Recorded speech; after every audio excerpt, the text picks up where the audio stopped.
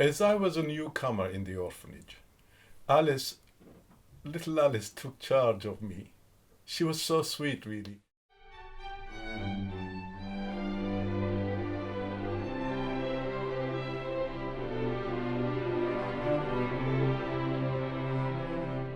Whenever we went walking down to my favorite place, like the isolation of the tumbled down boundary wall by the sea, she would insert daisies in between her bare toes and have a garland of flowers around her head. We were now so close to the shore that each time a small wave swelled up to lap on the sand, I saw red flashes again in the water, like we did a few days before.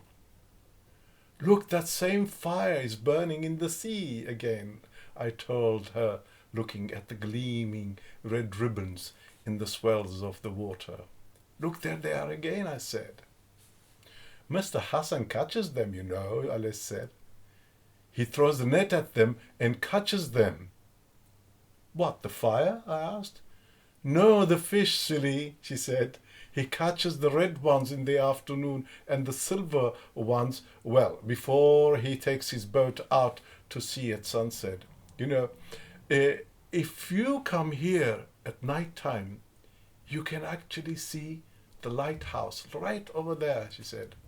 Indeed, the lighthouse stood right at the end of the city, beyond the great bay, and its powdery yet powerful beam used to pulsate and sweep across the sea like a bright star low on the horizon. I used to look at it from the boys' dormitory window, wondering what it would look like if I were in the city, right up close.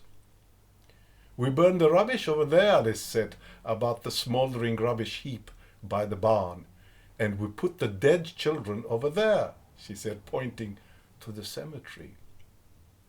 You know, and there they were, in the cemetery, the poor orphans who had survived that dark massacre, lived in the wilderness out in the open, then walked through the snowy mountains of eastern Anatolia, then through the scorching desert of the Syria desert, only to arrive at the orphanage and die of some illness or another.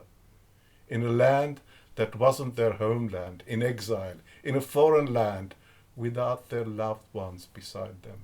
So sad. So terribly sad. You know, I must tell you once, some 3 years ago, in 2017, I think it was then, Germany was about to acknowledge the Armenian massacre as genocide. And I was asked to be interviewed on BBC News to give my views. Not that I am an authority on the subject, far from it. I wouldn't be able to give any meaningful account about it. But in the interview I said, when your grandparents have committed atrocities like the Ottoman Turks committed against the Armenians, it didn't mean that you yourself are as bad as your grandparents, not at all.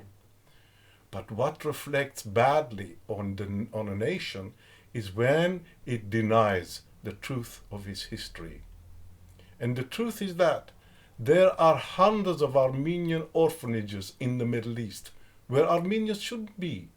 We have our own different cultures from the Arabs, different language, different religion, and yet, if Turkey claims, as it does, that it suffered the same plight as that of the Armenians, then why there is not even a single Turkish orphanage in these countries? These facts alone should provoke the consciousness of the world. There must have been an incredibly dark history that had once been covered, or is still being covered up for over 100 years. Well, let me take you back to our little Alice by the boundary wall by the sea. Alice stepped closer to the beach beyond the boundary. We're not allowed to go there, you know, she said. It's absolutely forbidden. Then suddenly, and without warning, she looked directly at me and asked me, "Do you want to be my friend?" she said. Friend, I thought. But just let me first tell you what I've learned in my life about friends and friendship. As I'm sure you know, there are, of course, various kinds of friends. But there are two distinct categories of friendship. One, the friend who admires you, admires what you do, encourages you in a way, generally wants the best for you. And the other friend is the one who is, in a way, envious of you. He tries to be better than you. In a way, he tries to compete with you. But how can you tell the difference between the two? Well, I tell you, I've learned that all throughout my life. The first friend will listen to you intently if you tell him something good that has happened to you. His physical posture will change a bit. He will lean forward a bit and wants to know more. He wants to hear more about the good thing that you are telling him. Whereas the other one will listen to you, but in a way half-heartedly. While you are talking to him, he probably will take glances away from you as if being distracted by something. So he is not fully engaged with you. And before you know it, he will have started telling you something that good that happened to him instead, or to a friend of him. So watch out for a bit of these signals. So watch out for these. These are some of the signs that distinguishes between the false friend and the true friend. So here I am again with my little Alice on the boundary wall by the sea, and she is asking me if I want to be her friend. Friend? Did she just offer me her friendship, really? I thought again. And if she did, was I sufficiently reckless to accept something so serious as a friend from a girl who I only had just met? I didn't know what to say to her, and for some reason I wanted to tell her that friendship is like a flower in a dry soil that will grow only through care, through nurturing, and through time. But I had no idea how to express these things to her at that age. I looked directly at her and paid close attention to her face.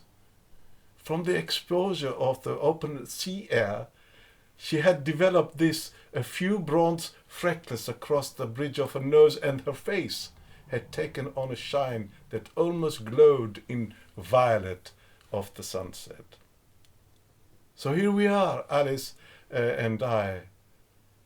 And of course, my friend, a boy called Hagopik. I'll tell you more about him in the next episode. Those young life ended, his poor Hagopik's life, because he's so sad. His life ended in the most tragic circumstances. I will tell you about it more later on in the next episode. And this is the end of this episode. Don't forget to like and subscribe and watch the next episode if you like. You can also donate to our registered children charity on the link below to help our work with orphans and street children. Thank you.